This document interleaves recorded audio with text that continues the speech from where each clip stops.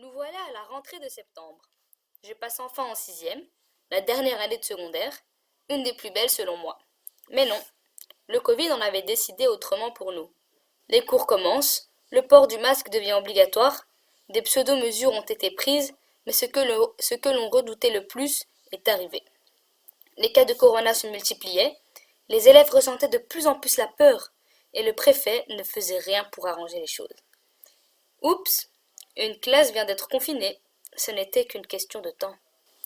Quelques semaines plus tard, nous avons la confirmation d'un cas positif dans notre classe. Une partie de la classe est confinée. Heureusement pour moi, je faisais partie des survivants.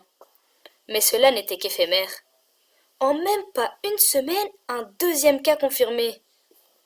Notre sort était scellé. Le préfet monte les escaliers en furie. Il enjambait les marches alors qu'il était devant le local essoufflé. Il toque. Tous les regards se sont croisés, le suspense se ressentait. Le préfet commence à parler. Eh bien, jeunes gens, nous avons été informés que votre classe doit être immédiatement confinée. Alors je vous invite à quitter l'établissement et à rentrer chez vous, dit-il. Et c'est depuis ce jour-là que je suis en quarantaine.